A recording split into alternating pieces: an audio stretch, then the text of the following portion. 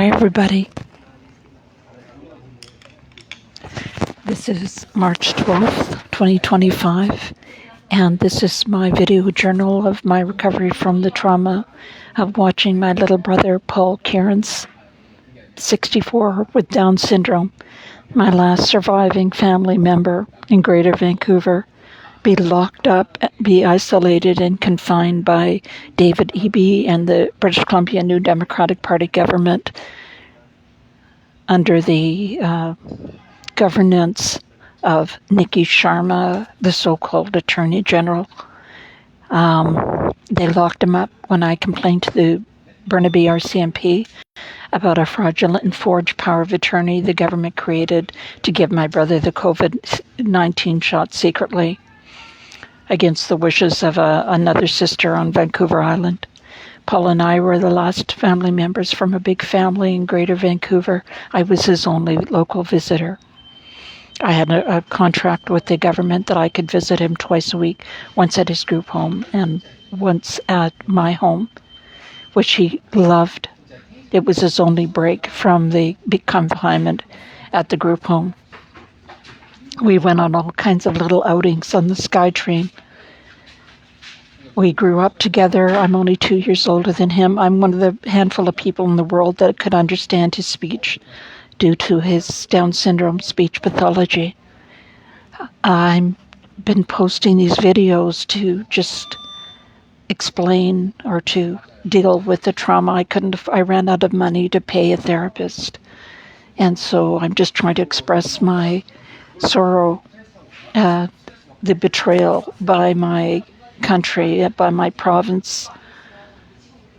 After I believe my brother was killed, the government appointed my 82-year-old Catholic nun sister 4,000 kilometers away in Ontario, who'd only met Paul a few times in his life, who left home when he was born, as his guardian and substitute decision maker, and then they ordered her to terminate his visits with me permanently, which she did.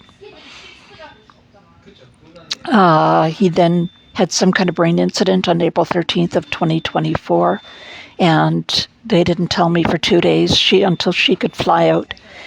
And she booked a private room at the Burnaby General with him, and I believe she ordered him to be killed. They did medical assistance in dying on him. They removed his oxygen mask. They told me he had a stroke, although he had a wound on the side of his head that was oozing blood. So he may have been injured, he may have been hit or fallen. So when she found out that I knew she was being investigated by the RCMP for the fraudulent and forged power of attorney, she ordered that his oxygen mask be removed. He was on a ventilator. He was struggling to recover. I was allowed to visit him. After 588 days of him being isolated and confined, they let me visit him when he was no longer verbal, when he couldn't express himself verbally, because then he couldn't say what had happened, and he couldn't be interviewed by the police. This is as corrupt and evil as it gets. So just by way of background, I grew up with Paul. I'm almost 70. I moved to British Columbia in 1973. I worked as a psychologist assistant with the government of BC in a large institution for mentally handicapped adults. So I tested and provide income IQs for mentally handicapped adults and treatment programs, behavioral treatment programs. So I worked with very low functioning individuals in a large institution called Woodlands in British Columbia. I had 105 clients or patients that I was responsible for. And then I applied to law school. After doing that for 3 years, I applied to law school. And after I graduated law school, I became a federal prosecutor with the Government of Canada for 3 years. And then I worked as a sole practitioner in family law for 16 years until I became disabled myself. I was in an accident in January 2008, and I stopped practicing law in 2014. So that's my background. My great-grandfather was Sir John A. Macdonald's law partner in Toronto law firm of Macdonald, Marsh and Mulligan. My grandfather, Murray Mulligan, was an Ontario Superior Court judge. My great-grandfather, Jim Mulligan, as I said, was Sir John A. Macdonald's law partner, and then he was appointed an Ontario Superior Court judge in Sudbury, Ontario. I had two brothers who were lawyers. As I said, everybody in my family has now, in Greater Vancouver, has now died, except for me. I'm the 8th of 9 children. So that's my background. Oh, and after I became disabled, I stopped practicing law and I became a bylaw enforcement officer for the city of Vancouver until I retired in 2021. I am myself legally a disabled person. I have a life-threatening heart condition. I have lupus. I almost died from a kidney infection in 2021. I was given last rites by my priest. So I'm a disabled person as well. So I was exposed to the worst of our government. Now that we're under threat, literally, of being subsumed and annexed by the United States, by their deranged president, Donald Trump. Everyone is saying, well, Canada's the best country in the world. And in my experience, as much as I dearly love Canada, and my family has contributed a lot to Canada. My father worked underground as a safety engineer for Inco in Sudbury for 20 years, including during the Second World War. His one mine alone produced 40% of the nickel used by the Allies in World War II. So that's not just the Canadian Army, but all of the Allies, Britain, United States, Russia. His little mine, the Frood mine in Sudbury, produced 40% of the nickel used by the Allies, and they used a lot of nickel. He then went on to design the interior. He developed a system. Tom Kierans was my dad's name, and he was a professional engineer, a mining engineer, and he designed the roof structure, the interior roof structure for the Churchill Falls hydroelectric project in Labrador, which produces. I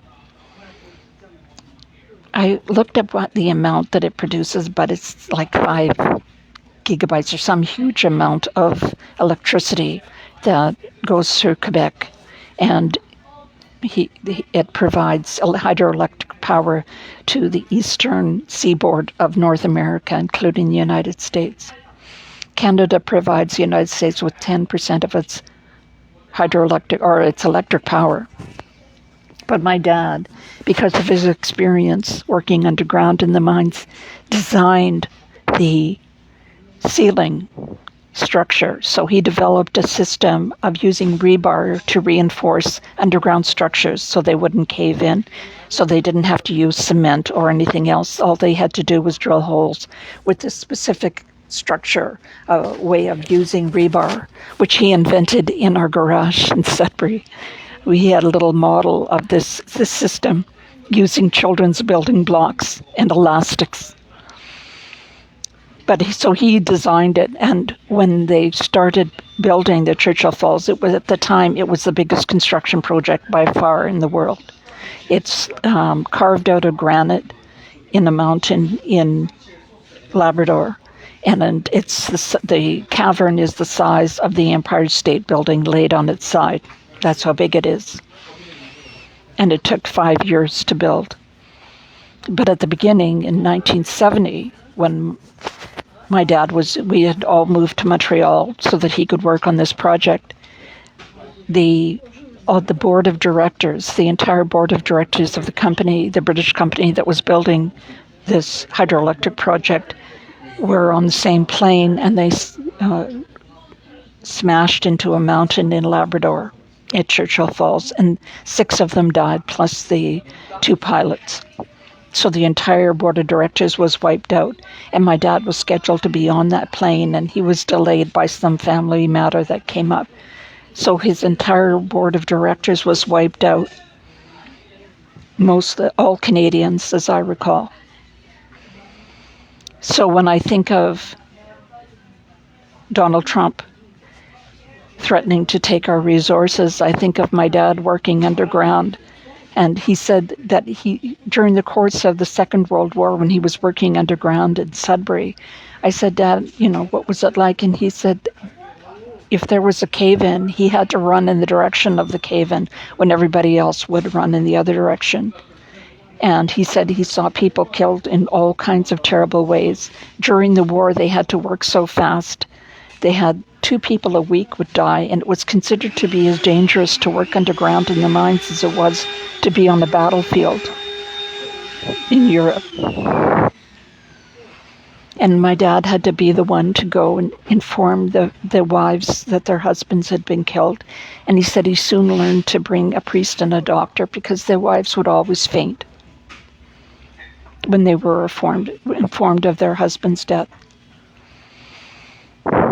So my dad, he contributed a lot to Canada.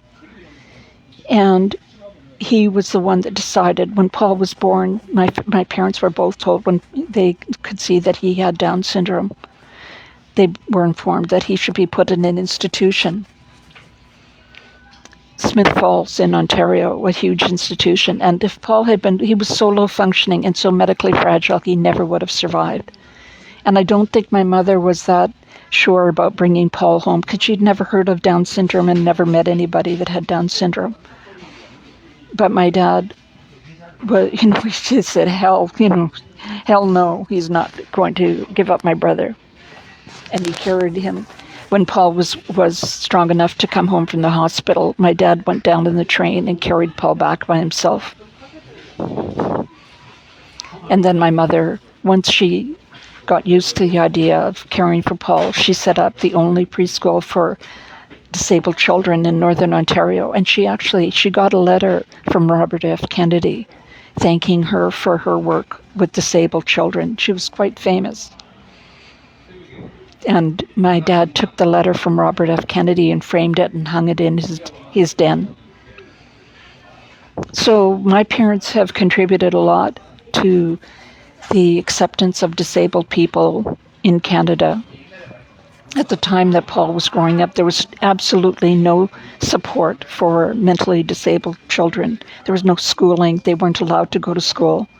There was no education system for them. My mother had to set up her own daycare and had other neighborhood kids come and stay with us.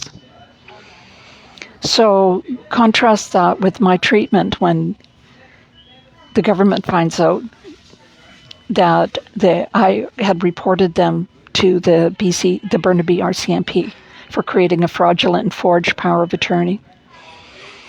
And my experience of I've been to the Supreme Court of Canada twice trying to restore my brother's rights. And what I discovered and what I just wanted to say today, is that every single person I met without fail, every judge, every lawyer, every opposing party, Nikki Sharma in particular, is just the scum of the earth.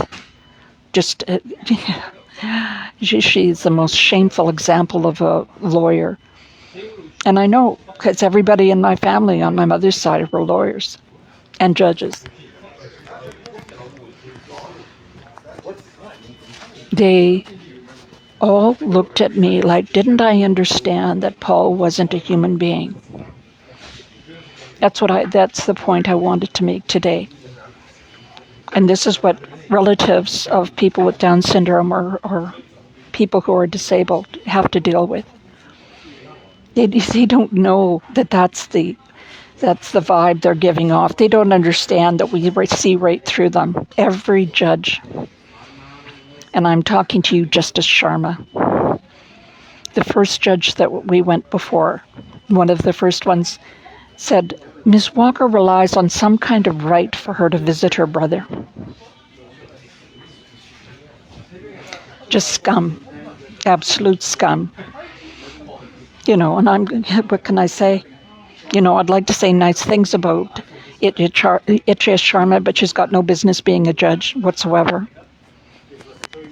And I can say that because I know what a judge should be. Because my grandfather was a judge, my great-grandfather was a judge, my uncles were judges,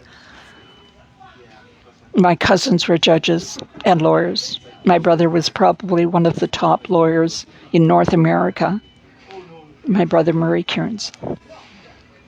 But everyone that I came across, and I guess this is just the thing that opened my eyes and shocked me, was that every single one of them looked at me right up until Paul's death, when the doctor that my sister had instructed to kill Paul by taking away his oxygen mask and sedating him with hydromorphone. Every single one didn't realize that the message that I was getting from them, and because I've seen it since I was 2 years old, is, don't you understand your brother is not a human being? Don't you understand? That let me explain to you or show you that your brother is not a human being. And when I think of everything that my parents have contributed to Canadian society and to the Canadian economy and to the economy of the world, and they couldn't even have their son, their youngest son, treated like a human being for all that they had contributed, it's just deplorable. And now Canada has killed 60,000 people in the last 10 years as medical assistants. 60,000 people have been killed extrajudicially by lethal injection without any due process, no right to a lawyer. My brother Paul never saw a lawyer. He never spent 1 minute with a lawyer. He had every right that a human being can have, stripped it from him. And I could see the look of desperation in his eyes and the look of desperation in my own eyes, as everybody strove mightily to let us know Paul was not a human being. He didn't deserve the dignity and respect and the right to be left alone. That's all that should have happened in the end, is he should have been left the fuck alone. Anyways, that's it for today. I'm halfway through my 10,000 steps and I have to get home. But